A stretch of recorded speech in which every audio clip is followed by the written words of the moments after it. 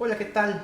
Mucho gusto saludarlos. Soy el doctor Azael Rodríguez Insunza, soy médico internista intensivista y vamos a hablar en esta ocasión acerca del POCUS, del uso del ultrasonido, su utilidad y su futilidad, o sea, para qué no es útil en un estado de choque hipovolémico. Y lo vamos a hacer en el escenario de pacientes obstétricas, que por supuesto se puede aplicar esto en todos los escenarios donde el ultrasonido tiene cabida.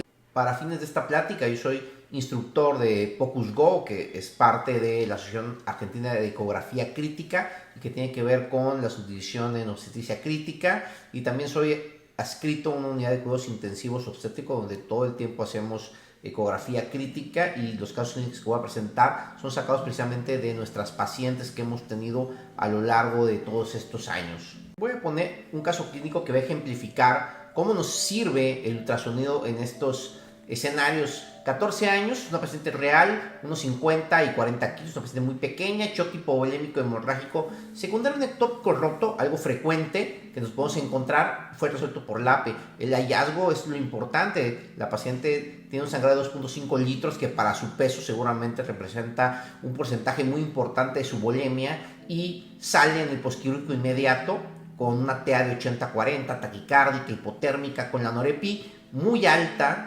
0.6 microgramos kilo minuto, y una gasometría con un lactato de 10. En el escenario ideal, ¿usted qué quisiera con esta paciente? Pues evidentemente pasarle una terapia intensiva, pero no solamente que sea una terapia intensiva con un nombre, ¿no? Sino que también sea una terapia intensiva que cuente con todas las herramientas necesarias para tratar de dar soporte multiorgánico a esta paciente, ¿no? Con equipamiento de primer nivel, con personal especializado por turno, etcétera, etcétera. Ojalá todos tuvieran esto. Entonces viene una pregunta que es real en nuestro país. Este es el escenario ideal, pero usted a veces no tiene el escenario ideal, y esto sucede porque no tiene terapia intensiva, no hay espacio físico, no hay especialistas en áreas críticas o áreas afines en ese espacio que denominaron terapia intensiva en su hospital. O puede suceder de que sí, hay terapia intensiva, sí hay intensivista, pero la recibo por tiempo en 2 horas. 2 horas para esta paciente que se encuentra en un choque hipovolémico hemorrágico con un lactato alto, con una norepinefrina de 0.6, con una hipotensión y una hipoperfusión, podría marcar el hito para que esta paciente pase del choque hipovolémico al choque irreversible. Entonces es muy importante que usted le pueda dar el manejo en los primeros minutos de este posoperatorio inmediato, y si va a tardar en pasar 1, 2 o 3 horas, usted la pueda pasar totalmente estable. Entonces, imagínense este monitor, imagínense este paciente que está sangrando, imagínense estas compresas.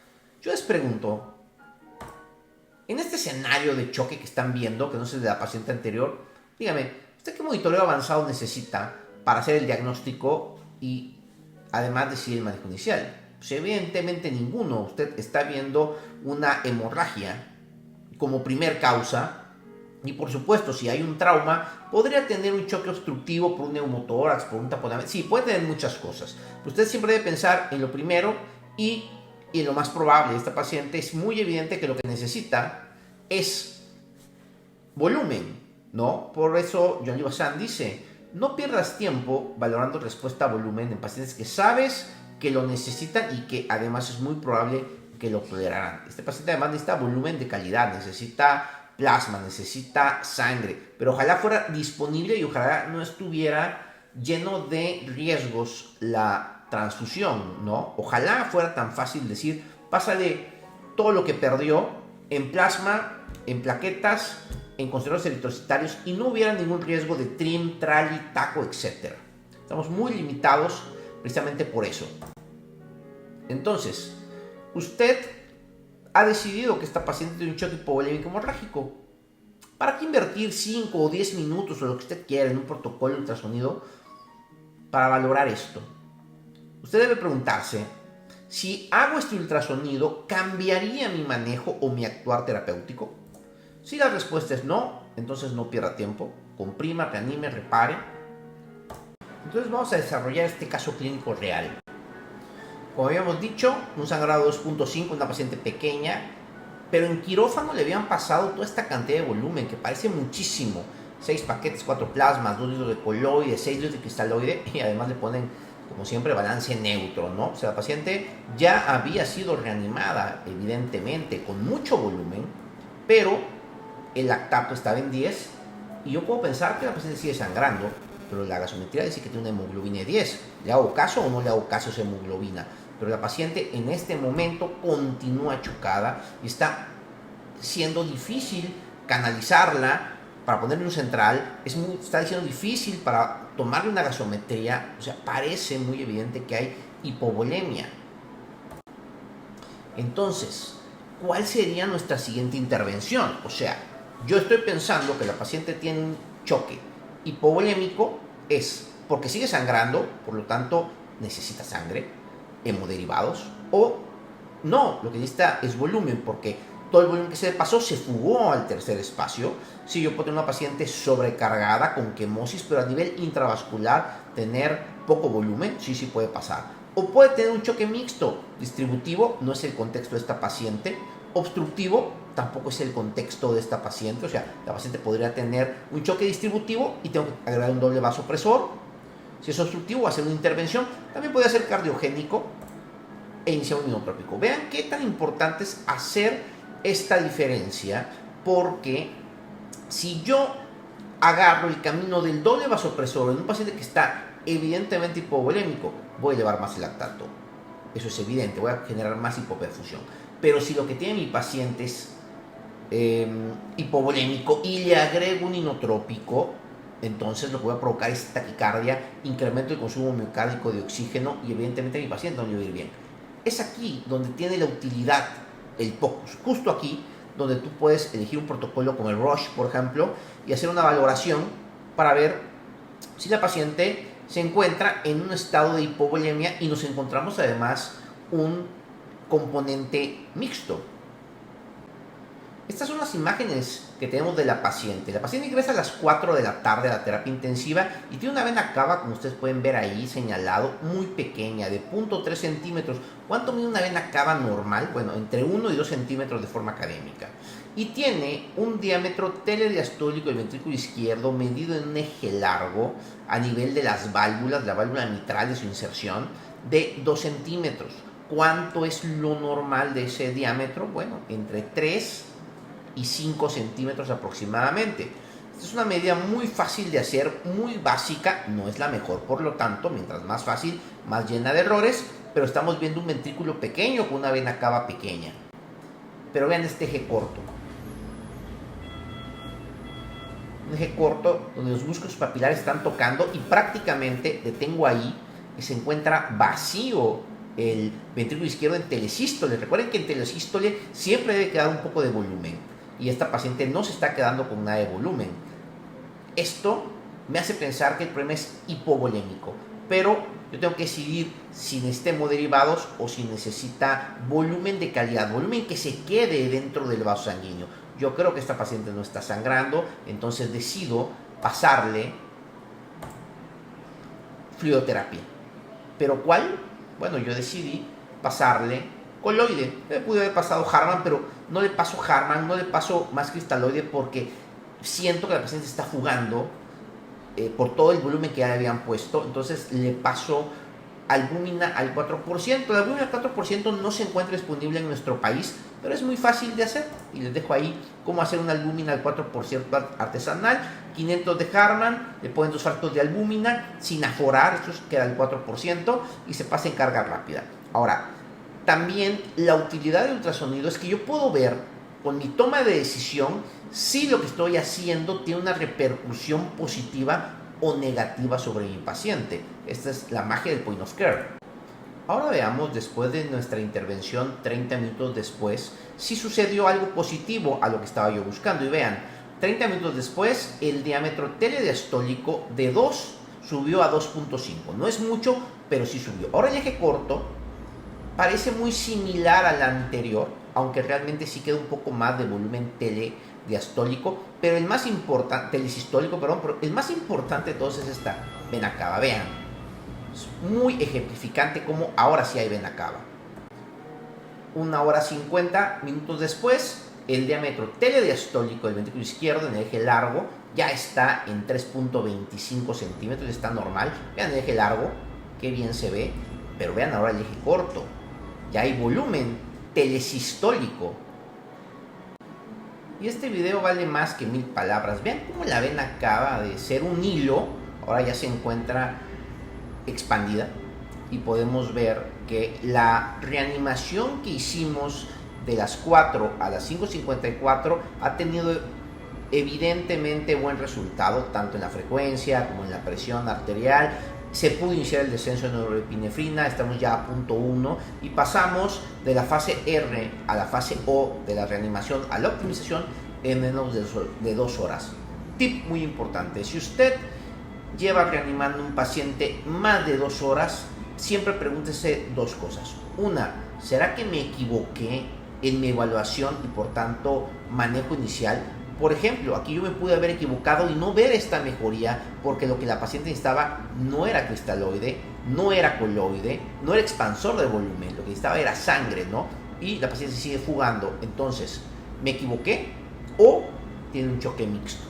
Si en 2 horas no hemos conseguido el objetivo, no hemos logrado detener nuestra reanimación y siga la alza, entonces debemos de pensar que probablemente estamos ante una situación de choque mixto o que nos confundimos y nos equivocamos y no pasa nada. Es rápido volver a replantear lo que estamos haciendo y tratar de encontrar la causa y corregirla. Estas son las 5 situaciones específicas donde el POCUS tiene un alto valor en el choque hipovolémico. No es en todas. Paciente que llega sangrando porque tiene 3 balazos en el abdomen, una navaja en el tórax, no pierda tiempo, reanime, comprima el dato del sangrado. Si es necesario hacer una evacuación, si es necesario hacer un drenaje, si es necesario reparar en quirófano, etcétera, etcétera, no pierda tiempo utilizando el POCUS. No le va a aportar mucha información, pero en estos 5 escenarios, sí. 1. Alta sospecha de un choque hipovolémico hemorrágico oculto, por ejemplo, un paciente con sangrado de tubo digestivo que tuvo una evacuación melénica, que tuvo una hematemesis, pero ya no siguió teniendo y sigue el paciente chocándose porque probablemente todavía no ha tenido la evacuación, no ha tenido la emesis que nos va a demostrar la gran cantidad que ha sangrado el paciente, o alguien que tuvo un trauma cerrado de tórax o de abdomen, que puede tener evidentemente hemoneumotórax o puede tener hemoperitoneo. 2. Alta sospecha de choque mixto, un paciente como el caso que puse ahorita, ¿no? De un trauma cerrado de tórax. Ese podría ser un paciente que tenga tanto hemorrágico como un choque obstructivo. 3. Un choque indiferenciado, o sea, un paciente que usted ya lo reanimó, pero persiste en estado de choque. Habrá que buscar la causa de ese choque, hacer un protocolo como los que veremos en la siguiente diapositiva. Y un paciente que empieza a reanimar y empieza con falla respiratoria nueva. No traía falla respiratoria, se está congestionando. Hay que buscar por qué se está congestionando. O en un paciente con hemorragia evidente que no responde al manejo inicial de la reanimación, que sería justo el escenario del caso clínico que vimos. La paciente ya fue reanimada de la forma correcta, le pasaron volumen, le pasaron hemoderivados, la operaron. Aún así permanece la paciente en estado de choque con norepi alta. Este es el caso que tuvimos con la paciente y que tuvimos que utilizar la herramienta del POCUS para tomar la decisión, y afortunadamente nos funcionó bastante bien. Ahora, hay protocolos de ultrasonido en estado de choque. Probablemente el más famoso de todos sea el protocolo FALS del Dr. Pereira.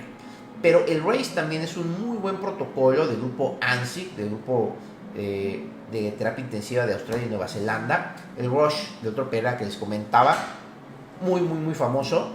El EASY del Dr. Bugara, que nos lo clasifica en clústeres y en fenotipos.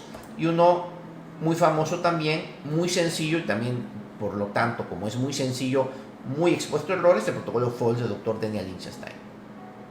Si ustedes me preguntaran, doctor, oiga, ¿qué precisión tienen estos protocolos? Hace muchos años salió un metaanálisis que nos hablaba de la precisión tan alta del ultrasonido en estos escenarios. Bueno, ya salió uno nuevo, y es este, del 2023, donde nos da una gran precisión para identificar los estados de choque y también el choque hipovolémico.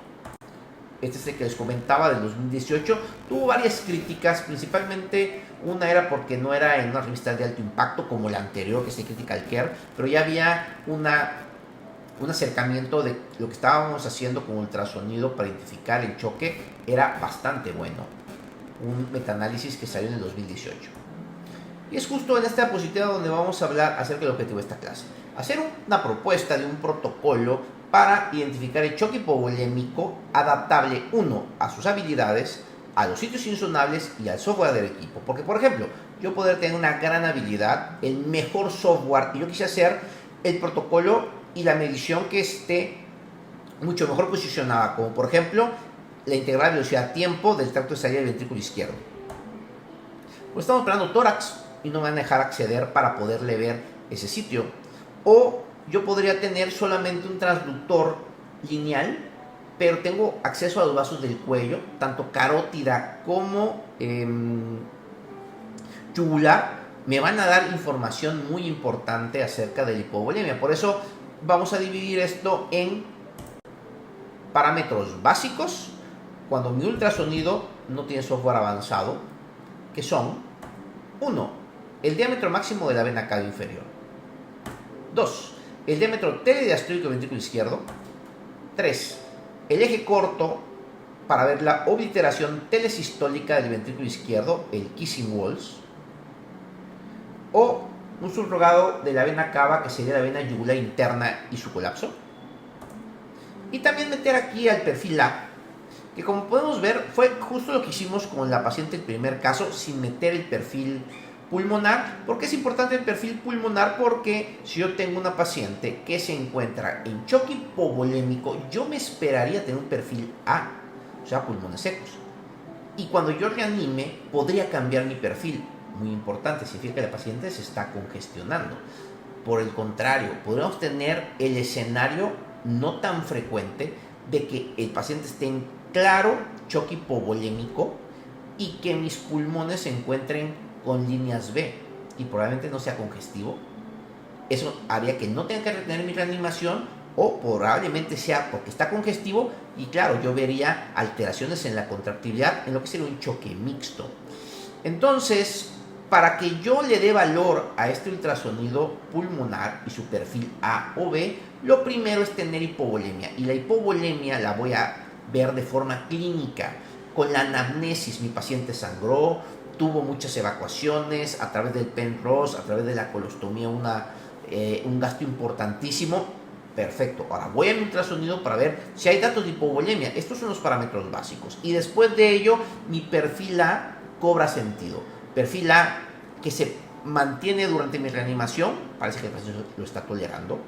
Perfil A que se convierte en B, no lo está tolerando. O perfil B, todo lo que comentamos anteriormente, ¿no? Un choque mixto, o ese perfil B no tiene nada que ver con sobrecarga. Pero mientras más básico, más lleno de errores. Entonces necesito tener parámetros avanzados. Pero si voy a utilizar parámetros avanzados, tengo que tener habilidad, tengo que tener una expertise, un entrenamiento, pero además tengo que tener un equipo de alta gama que tenga por lo menos software de cardio. ¿Para qué medir el volumen telediastólico? No, ¿para qué medir el diámetro telediastólico? ¿Para qué será el kissing walls? Si yo puedo ver el volumen telediastólico, el volumen telesistólico, además la fracción de eyección, pues eso se logra con software de cardio a través del método de Simpson. Hace muchos años, la PVC y la presión en cuña guiaban la reanimación. Matt Hartley así reanimaba a los pacientes. ¿Sigue teniendo utilidad hacer las estimaciones de las presiones de llenado? Por supuesto que sí. Tener unas presiones de llenado muy incrementadas antes de reanimar a un paciente que se encuentra evidentemente hipovolémico nos hace pensar en un choque mixto, en un choque de tipo obstructivo. Entonces hay subrogados de ellos que son muy similares en valor a la PVC y a la presión de oclusión arterial pulmonar, que vamos a ver, que es la visión EE' a través de una fórmula que se llama Nagel, y la vena cava, que nos puede dar una estimación de la presión venosa central. También a mí me encantaría tener el gasto cardíaco, ¿no? O sea, el gasto cardíaco nos sirve muchísimo, ver una basal y ver cómo sube o cómo baja.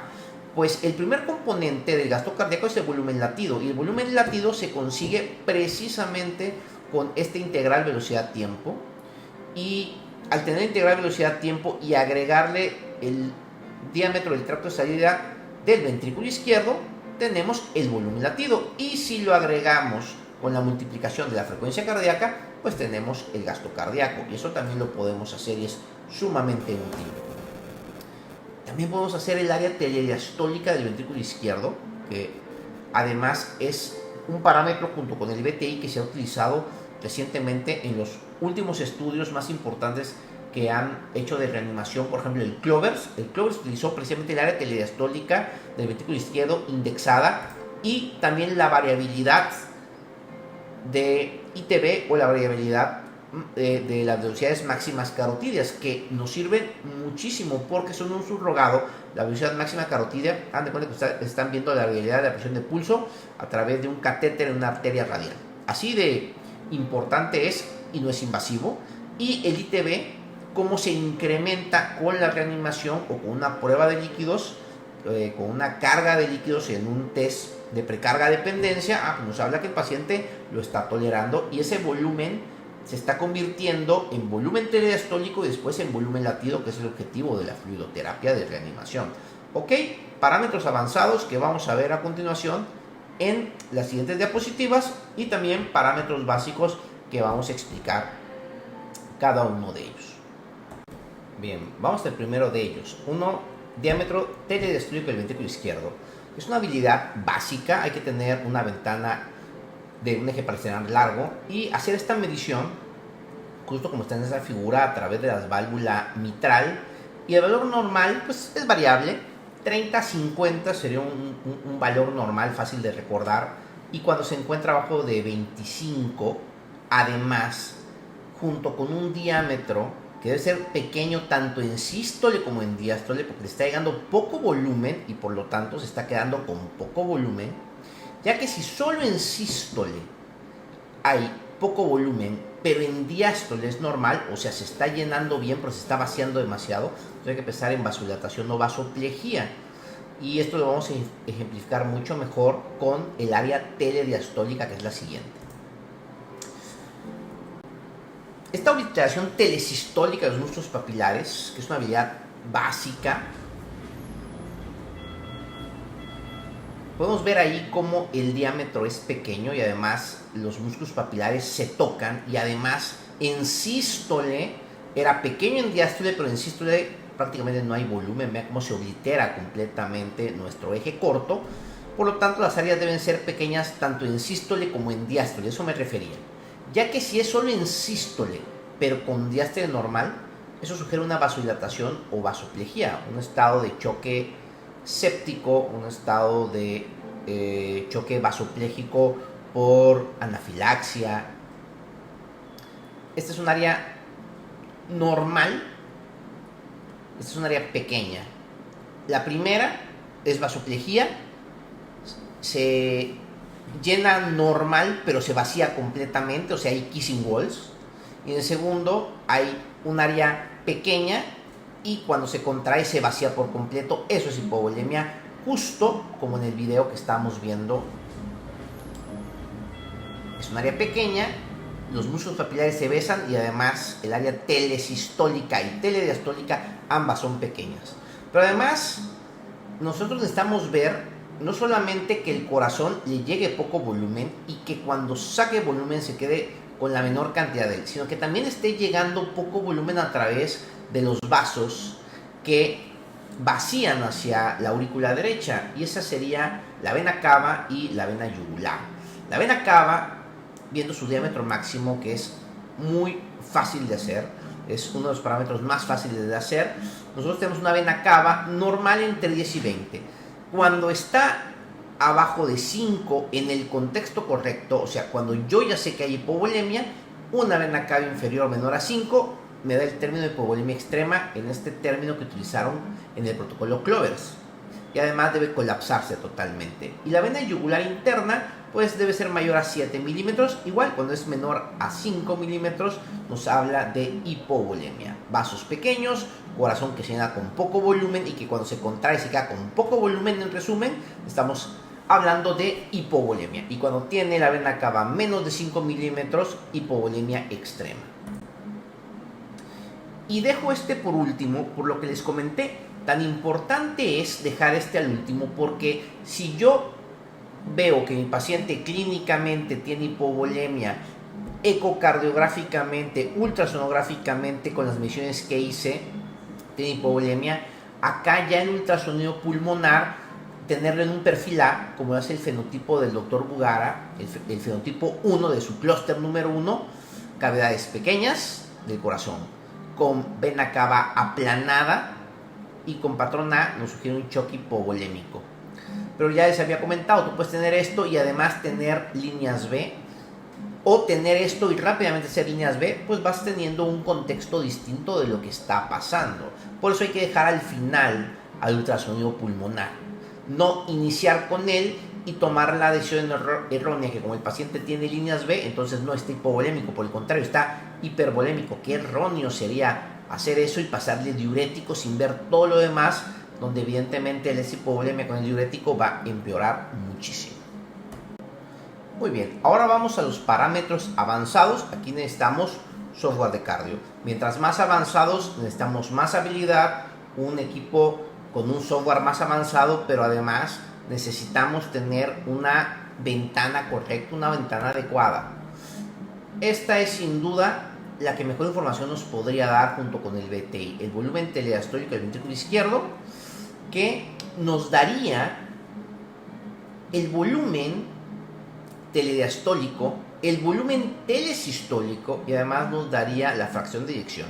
También nos daría el volumen latido y la fracción de acortamiento. O sea, nos da muchísima información. Volúmenes telediastólicos pequeños con volúmenes telesistólicos pequeños sugieren mucha hipovolemia. Además, una fracción de eyección que debe estar normal, porque el corazón se contrae de forma normal.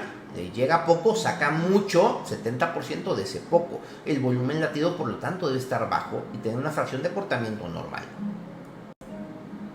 Y el ITB, como les comentaba, el integral velocidad-tiempo, que es una habilidad avanzada, nos sirve tanto porque un valor entre 18 y 22, que es lo normal, tener abajo de 15 sugiere hipovolemia y tener abajo de 12 sugiere estado de choque si hacemos la medición correcta. Pero además de esto, si le aportamos el diámetro del tracto estaría del ventrículo izquierdo o si lo simplificamos al al integral velocidad-tiempo y la multiplicamos por 3.1416, obtenemos el volumen latido. Si hacemos un ejemplo sencillo de un ITB de 20 y lo multiplicamos por 3.1416, o sea, obviamos la fórmula que tendremos que hacer con el diámetro del tracto de salida, tendremos 62 de volumen latido. Y si eso lo multiplicamos por una frecuencia cardíaca hipotética de 80, tendríamos 5 litros. Tenemos ahí nuestro gasto cardíaco y si además lo indexamos, pues ya tenemos nuestro índice cardíaco y tenemos un monitoreo hemodinámico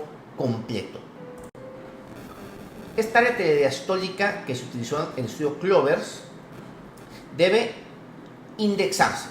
Si no se indexa, o sea, si nosotros usamos la medición del área, o sea, trazamos, como ven ahí, los puntitos sobre el eje corto y, muy importante, atravesamos,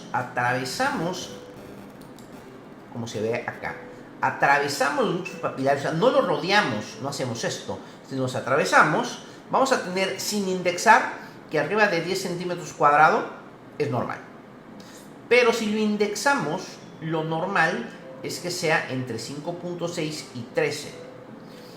Sugerimos hacerlo, es muy importante hacer este parámetro tanto en sístole y tanto en diástole, que es lo que estamos haciendo acá, como en sístole, porque como habíamos comentado y vuelvo a repetir, tener una diástole normal con una sístole muy pequeña nos habla de vasoplejía. Aquí el término de hipovolemia extrema de este artículo que comentamos fue valores menores a 5.5 indexado. Si estimamos las presiones de llenado del ventrículo izquierdo como un subrogado de la presión de oclusión de la arteria pulmonar, que es un subrogado de la presión telediastólica del ventrículo izquierdo, por la presión de la aurícula izquierda, podríamos obtener que estas presiones de llenado, si están muy bajas, nos sugiere que el paciente probablemente vaya a tolerar volumen. Era lo que se hacía antes, ¿se acuerdan? Medíamos PVC y McCarthy-Weight lo hacía para reanimar, medíamos presiones en cuña. En el contexto correcto siguen siendo muy útiles estas presiones. En un paciente que es hipovolémico, pero tiene estas presiones de llenado incrementadas, no debemos de pensar que al paciente le falta volumen. Simplemente le falta volumen, pero no lo va a tolerar. El problema es que necesitamos software avanzado. Necesitamos doble pulsado para la reacción EA y necesitamos doble tisular para la EA'. Si tenemos estos dos valores, podemos utilizar la fórmula de Nagel para estimar la presión de oclusión de la arteria pulmonar. Si utilizamos, por ejemplo, valores normales, 100 de E entre 10 de E', 100 entre 10, lo multiplicamos por 1.24, nos daría 12, y le sumamos 1.9, tendríamos 14 de presión de oclusión de la arteria pulmonar, un valor normal. Y empezamos a reanimar, estos valores van subiendo, evidentemente el paciente no lo está tolerando. Lo mismo se hacía con la PVC y nosotros podemos, haciendo una ventana que todos conocen, la susifoidea, y en modo M ver el valor de la vena cava en su diámetro máximo y su colapsabilidad. Si mide más de 2.1 y colapsa menos de 50, tiene 15 por lo menos de presión telediastólica del ventrículo derecho o de PVC, que es un subrogado.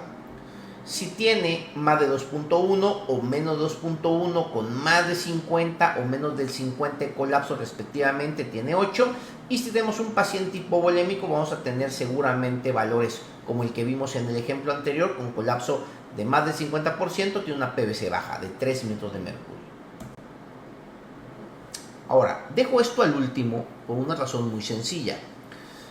¿Qué erróneo sería que yo vea una variabilidad de la presión de pulso amplia y yo diga que a mi paciente le falta volumen porque tiene una variabilidad más del 15%? No. Yo no puedo decir que a mi paciente le falta volumen por una amplia variabilidad. Más bien, si yo primero veo que mi paciente tiene hipovolemia con este protocolo, el hacer una variabilidad de la presión de pulso y tener una variabilidad mayor al 15% me dice que mi paciente le falta volumen y que muy probablemente lo va a tolerar. Al igual que hacer un delta de BTI y que mi paciente, al pasarle una carga, ese BTI mejore. Por eso los dejamos hasta el final, porque hay que hacerlos al final. Por ejemplo, esta prueba dinámica de delta de BTI como subrogado del volumen latido después de un reto de volumen, en este ejemplo un levantamiento pasivo de piernas. Se utilizó el término de hipovolemia extrema utilizando un volumen latido o sistólico que se incrementaba, o sea, el delta de volumen sistólico mayor a 30% después de un reto con levantamiento pasivo o con fluidoterapia. Y este subrogado que hablábamos de la variabilidad de la presión de pulso a través del delta de BTI o del delta de velocidades máximas del flujo arterial, que puede ser carotídeo, como es el que estoy proponiendo, pues muy fácil de hacer, puede ser también radial, puede ser femoral, etc. Un delta de más de 15 por variabilidad respirofásica, o sea, sin reto, sugiere que el paciente es precarga dependiente y probablemente tolera la administración de líquidos en un paciente que yo ya sé que tiene hipovolemia. Muy importante que primero yo tenga el diagnóstico de hipovolemia para que esto tome sentido de si mi paciente es precarga o precarga dependiente o precarga independiente. Recuerden que todo siempre es una apuesta. Ser precarga independiente no te asegura 100% que ese paciente no lo vaya a tolerar, pero además, si el paciente tiene hipovolemia, lo debe de recibir a pesar de ser precarga independiente. O sea, que la probabilidad que el paciente congestione es muy alta, pero el paciente necesita volumen, por tanto tienes que pasar y tienes que optimizar pues otras, ¿cómo es la palabra? Otras variables, como podría ser seguramente la contractibilidad. Bueno, vamos a hacer casos clínicos que hemos hecho, que son casos clínicos reales. Por ejemplo, este caso clínico es muy interesante. Imagínense una paciente que llega con una tumoración en mama izquierda. Lo único que trae es una hemoglobina desde una semana de 10. Esa es la tumoración de la paciente. Pasa a quirófano para la resección de la misma. Y se reseca el tumor, se ve abscedado, se ve necrótico. Todo aparentemente marcha bien, de forma normoevolutiva en el transquirúrgico. Por lo tanto, deciden no tomarle ninguna gasometría.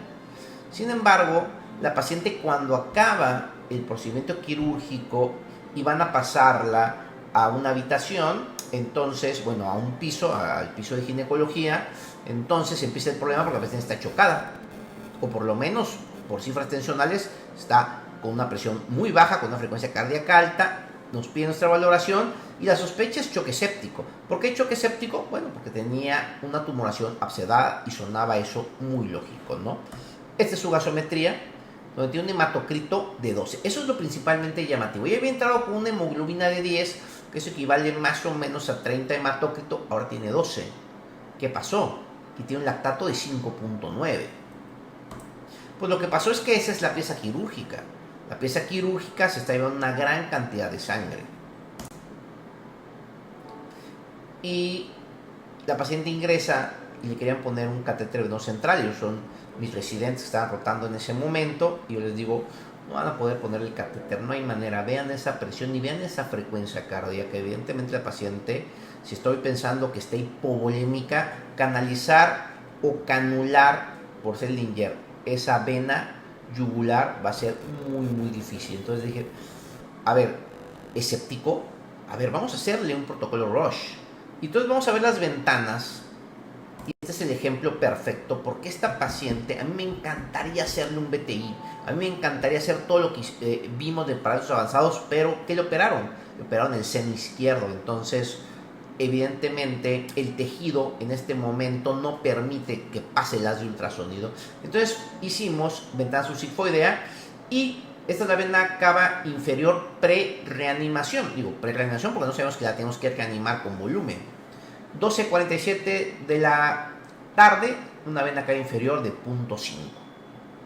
Y tiene además, este es un eje subsifoideo, un diámetro telediastólico del ventrículo izquierdo de 2 centímetros. También lo podemos medir por el subsifoideo. Eso me dice vena cava pequeña, diámetro telediastólico pequeño.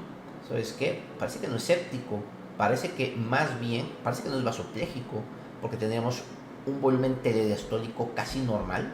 Parece que es hipovolémico. Y además la gasometría nos decía que tiene un hematócrito, ¿se acuerdan? Bajo, de 12. Entonces decidimos reanimarla, a ella con sangre. Queríamos pasarle hemoderivados, pero en lo que tardaba en conseguir el hemoderivado, que en un hospital estándar, un hemoderivado te puede tardar entre 30 a 40 minutos, pues no podemos dejar tanto tiempo a la paciente en ese estado de hipovolemia y hipoperfusión. Decidí yo en ese momento volverle a pasar una albúmina al 4%. Por todo lo que habíamos platicado, no es el contexto correcto en todos. Para mí este era el contexto correcto porque ya habían reanimado a la paciente. Yo quería un volumen que se quedara mucho tiempo en el espacio intravascular. Vamos a ver si nuestra intervención funcionó. A la 1:47 la vena cava ya no mide 0.5, ahora mide 0.9. Y el diámetro telediastólico ahora mide 3, ya no mide 2.4. Le pasamos un paquete y ahora tenemos un lactato que va en descenso, un hematócrito que sube de 10 a 15. Y vean la hemoglobina que tiene la paciente. La paciente se había desangrado entre el proceso y la pieza quirúrgica. El proceso operatorio y la pieza quirúrgica. Pero también recuerden que tenemos un componente que no estamos valorando. Ella tiene una hemoglobina de hacía una semana y ella llegó al hospital porque empezó a sangrar de la tumoración unos días previos y por eso entró a quirófano. Entonces estaba sangrando la paciente y además secuestró una gran cantidad, lo que ella tenía un choque hipovolémico hemorrágico y lo que necesitaba era hemoderivados. 24 horas posteriores al otro día, vean cómo se encuentra la vena cava, bastante bien, y vean cómo se encuentra el diámetro telediastólico del ventrículo izquierdo, bastante bien. ¿Cómo se reanimó?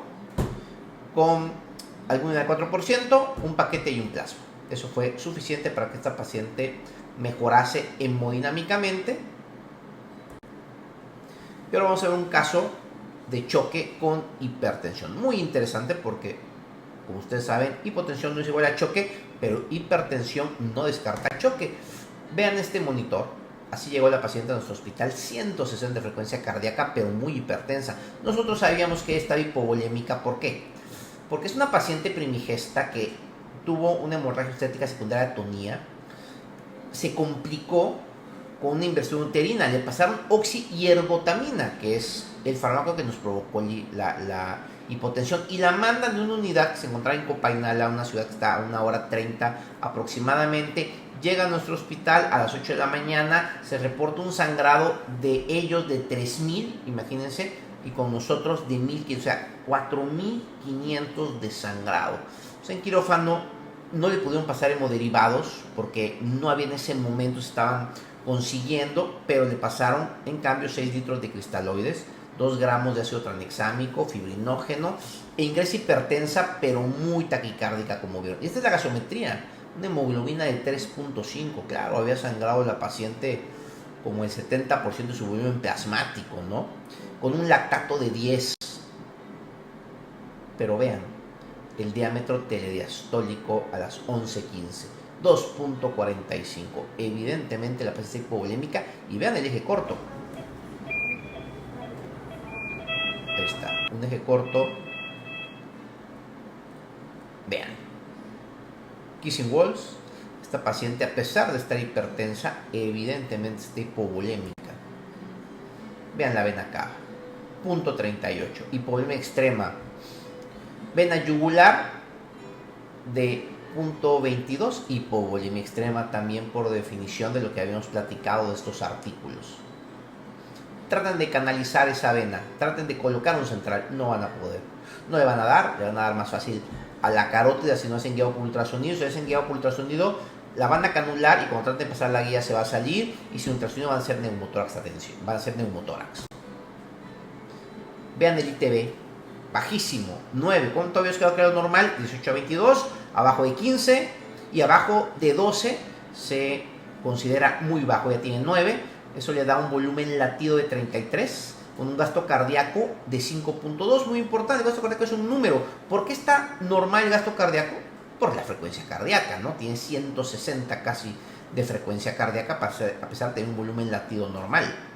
Tiene una frecuencia cardíaca muy elevada. A pesar de tener un volumen latido bajo, la frecuencia cardíaca permitía que esa multiplicación nos diera un gasto cardíaco normal. Muy grave que nosotros estemos viendo un monitor y veamos un gasto cardíaco normal y digamos, ¿sabes qué? A la paciente no le falta volumen, porque además está hipertensa. El gasto cardíaco es un número nada más. Y el delta de BTI era de 30. Como podemos ver, sí estaba cumpliendo todos los parámetros que estábamos platicando. Entonces, a la 1:30 en mi hospital, que se llama Rafael Pascasio Gamboa, le pasamos una albúmina del 4%, y en estos momentos varios dirán, oiga doctor, ¿usted a todo le quiere pasar albúmina del 4%? No a todos los casos. Recuerden, a los casos donde ya se reanimaron, y pasarle más cristaloide va a generar que rápidamente se fugue, a pesar que el cristaloide es lo indicado, pero esta paciente ya no es una paciente virgen a tratamiento, ya fue reanimada con gran endoteliopatía que provoca una gran fuga, y ese líquido que le pasamos en cristaloides va a fugar rápidamente. Es ahí donde yo considero que pasar la albúmina del 4% en lo que pasa los paquetes globulares que no llegan inmediatamente podría ser el contexto correcto. Y aquí vamos a hacer la prueba, vamos a ver si funciona, porque podría no funcionar evidentemente. ¿Qué le pasó a la frecuencia cardíaca? Empezó a bajar. ¿Qué le pasó a la presión arterial? Empezó también a bajar. Pero ¿qué le pasó al BTI? ¿Qué le pasó al diámetro telediastólico? ¿Qué le pasó a el área telediastólica? Pues esto, ya tenemos una distancia de 4, ya tenemos una distancia telediastólica, un diámetro telediastólico de 4, y ya teníamos un eje corto que ya no tenía Kissing Walls, y la vena cava, como pueden ver acá, ya estaba en 1.42. Pero además, muy importante, vean el BTI que le empieza a pasar. Empieza a subir y la frecuencia cardíaca empieza a bajar, pero mi gasto cardíaco ahora sí empieza a subir. ¿Por qué empieza a subir? A expensas de volumen latido, que es lo importante. Y esto fue con la albúmina al 4% y 2 paquetes globulares que esta paciente evidentemente necesitaba hemotransfusión. Iniciamos con un lactato de 10, ya en la UCI teníamos 2.8 de lactato.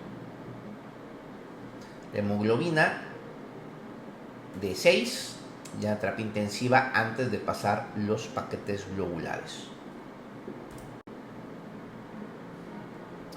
Y por último, vamos a ver que no todos los escenarios son hipovolemia a pesar de serlo, o pueden ser hipovolemia pero también tener un doble componente. Por eso es tan importante hacer los protocolos ultrasonográficos. Esta paciente es una placenta previa, resuelta por histerectomía, empaquetamiento y además cae en paro, le dan 4 ciclos preoperatorios, tiene una transfusión masiva y nos la envían a nuestro hospital en helicóptero ya con vasopresor alto, con vasopresina, con ventilación mecánica, e ingresa con un lactato de 6.8, taquicárdica, 90-60 de presión arterial. Cualquiera en este contexto pensaría en el caso clínico número 1, ¿se acuerdan? A esta paciente todavía le falta volumen, hay que reanimarla todavía, o viene sangrando. A ver, vamos a ver cómo se encuentra nuestro protocolo ultrasonográfico con los parámetros básicos que hemos hecho.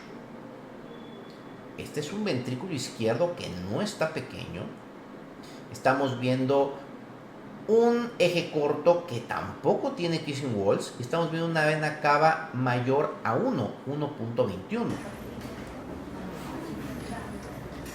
Vean eso. Hipocontractibilidad global. Hipocinesia global. Esta paciente no le falta volumen. Y si le falta volumen, le falta muy poco, pero el volumen a esta paciente le va a caer mal. Ahora sí, ¿qué necesitamos? Necesitamos otro vasopresor. Si nada más tuviera uno, no, esto no es vasoplejía. Necesitamos más volumen, no lo sé, pero el volumen en este momento le va a caer mal. ¿Qué necesitamos? Inotrópico, evidentemente. Esta paciente tiene otros parámetros también que nos hablan de disfunción sistólica. Una MAPSE menor a 1.2, una fracción de eyección del 35% por método biplanar, que eso lo podemos hacer en la unidad ya que tenemos un ecocardiograma y lo hacemos nosotros, lo hago yo en este caso. Esta medición también tiene una traducción en BTI, tiene 11, tiene muy bajo BTI y tiene un delta BTI del 14% que me hace pensar que está en un área gris y que probablemente si yo tuviera 15 diría erróneamente le hace falta volumen. ¿Dónde estaría el error ahí? Tomar el BTI, como les dije, como único parámetro al inicio. No, el BTI aquí me sirve al final. Espero que eso haya quedado entendido. Tengo hipovolemia, el delta BTI me dice que probablemente lo tolerará el volumen que necesita. Esta paciente no tiene hipovolemia, tener un delta BTI normal no hace que esta paciente se le deba de pasar volumen. Y claro, a esta paciente no se le pasó volumen. ¿Qué se hizo con esta paciente? Bueno, se inició levosimendan y esta paciente, como podemos ver, a las 48 horas ya tiene una fracción de eyección del 60%. ¿Qué fue lo que provocó que esta paciente, de tener una fracción de eyección de 30, subiera casi al doble, se normalizara, de un BTI de 11 subiera a 20? Bueno, que una depresión miocárdica por algo generado por citoquinas, que en esta situación fue provocada por el paro. Por el paro, un poco por la hipovolemia también, por supuesto. Y son pacientes que suelen recuperarse rápido. Eso es lo que te ayuda a pensar que no es una miocardiopatía periparto, que por ejemplo podría ser otro diagnóstico diferencial. Por supuesto, cualquiera podría decir, oh, doctor, la paciente se infartó. Sí, sí, se infartó, debe tener un electro con elevación de presión y después que evolucione el electro a QS, etcétera, etcétera. No era el contexto de esta paciente y los electros no daban para eso. Entonces vean cómo se ve bien ejemplificado, cómo se vería a su llegada al hospital una hipocinesia global. Esto va en contra de un infarto, porque tiene que ser un infarto muy grande que no se recuperaría. O sea, tiene que tener aquí todas las derivaciones, porque si es un infarto de una cara, por ejemplo, pues una parte del corazón nada más tendría la hipocinesia, y es una hipocinesia global. Esto te hace pensar en el contexto adecuado que esto fue provocado por las citoquinas del stunning que se genera en el paro. O en otro contexto, por ejemplo, podrías pensar muy parecido en fisiopatología en lo séptico, ¿no? Hipocinesias globales, no segmentarias, pero que además se van recuperando muy bien. Esto no es el efecto del levosimendan, es el efecto de la recuperación, donde una paciente que tenía una FEBI baja, un BTI bajo, a los pocos días ya tiene una FEBI normal, una contractibilidad bastante recuperada. Muy bien, como puntos finales volvemos a tocar el punto de la utilidad del POCUS usado con juicio y razonamiento clínico en estos 5 contextos. 1. Alta sospecha de un choque hipovolémico hemorrágico oculto, no el paciente que llega con evidente sangrado, ¿no? 2. Alta sospecha de choque mixto, vimos casos. 3. Un choque indiferenciado, o sea, pacientes ya reanimados que persisten en estado de choque, que sería justo este último caso que tuvimos. ¿Cuál era el choque de esta paciente? Cardiogénico. 4. Ante una falla respiratoria nueva de un paciente que empieza a reanimar y empieza a tener patrón B, empieza a desaturar, empieza a hacer crépitos en la exploración física. Y 5. Un evidente estado de choque hipovolémico hemorrágico, pero que no responde al manejo inicial. Esa paciente seguramente tiene un problema mixto. Concluyo con esto: el ultrasonido y sus protocolos POCUS son herramientas diagnósticas complementarias poderosas para apoyar, pero también para confundir si no se hace con juicio y razonamiento, y el contexto clínico junto con la exploración física son todavía indispensables y no son sustituibles.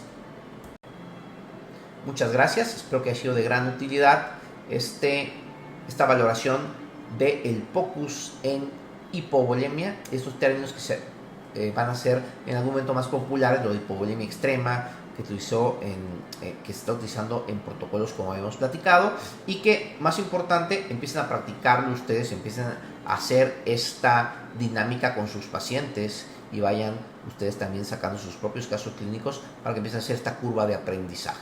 Muchísimas gracias, soy el Dr. Xavier Rodríguez Insunza y quedo a sus órdenes.